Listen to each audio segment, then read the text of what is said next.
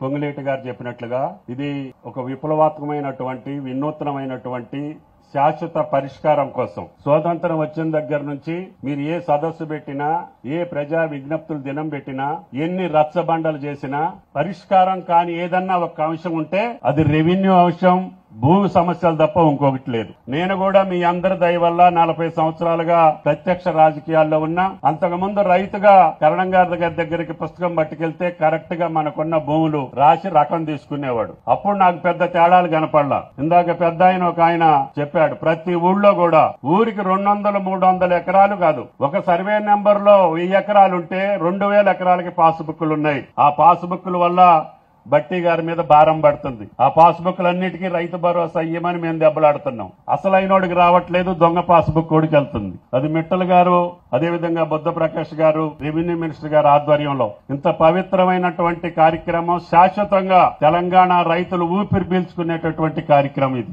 ఎంత భూమి ఉన్నా కూడా పాస్బుక్ లోనో లేకపోతే ఏదో తప్పుండటం వలన ఆర్ఎం గారు చెప్పినట్లుగా నిద్రలేని రాత్రులు చాలా మంది రైతులు ఈ భూమి విలువలు పెరిగిపోవటం మూలాన చెరువులన్నీ ఆక్రమించుకుంటున్నాం, పాత డొంకలన్నీ ఆక్రమించుకుంటున్నాం, రహదారులు ఆక్రమించుకుంటున్నాం. ఇందాక పెద్ద ఆయన చెప్పినట్టుగా ఇంట్లో ఆడబిడ్డలకి ఆయనకి కూడా గొడవ, అన్నదమ్ములకి గొడవ, తలకాయలు బగలు కొట్టుకున్నా మర్డర్లు చేసుకున్నా ఆ గజం భూమి కోసమే యుద్ధాలు జరుగుతున్నాయి. కాబట్టి దాన్నన్నింటినీ పరిష్కారం చేయాలని ఇందిరమ్మ రాజ్యంలో కాంగ్రెస్ ప్రభుత్వంలో రేవంత్ రెడ్డి గారి నాయకత్వాన అందరం కూర్చొని ఈ యొక్క ధరణిని మార్చి, ఎన్నికల ముందు కూడా చెప్పాం, ఈ ధరణిని బంగాళాఖాతంలో వేస్తామని చెప్పి ఏదైతే పెద్దలు పాదయాత్రలో చెప్పారో దాని ప్రకారంగా వేశాం.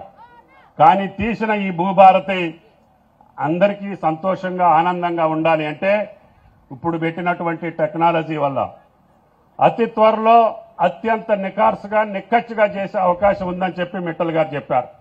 కేవలం 1-2 సెంటీమీటర్ల ద్వారానే మనం దాన్ని సరిచేసుకోవచ్చు. అందుకని డ్రోన్ తోటి పాటు ఈ ఐఐఎస్ యొక్క సంస్థ ద్వారా అక్యురేట్ గా వచ్చే సంస్థల్ని ఈ గ్రామం పైలట్ గా తీసుకున్నాం. కాకపోతే ఇందాక రైతులకు అనుమానం వచ్చింది, ఈ ఒక్క ఊరే 4 రోజులు పడితే మరి మా గ్రామాలన్నీ ఎప్పుడు చేస్తారని. దానికి ఆర్ఎం గారు ప్రభుత్వం సిద్ధంగా ఉంది. ఈ పైలట్ ప్రాజెక్ట్ లో ఉన్నటువంటి అనుభవం ప్రకారంగా ఎంత త్వరగా పూర్తి చేసే అవకాశం ఈ దేశంలో ఈ ప్రపంచంలో ఉందో అన్ని సంస్థలను తీసుకొచ్చి మీ భూమి ఒక అంగుళం రాకుండా పోకుండా, ఇందాక పెద్ద ఆయన 3 ఎకరాలు ఉంటే 6 ఎకరాలు ఆయన పాస్బుక్ లో ఉందంటుండు, అట్లా కాకుండా నిఖార్సైనటువంటి రికార్డ్స్ తయారు చేస్తే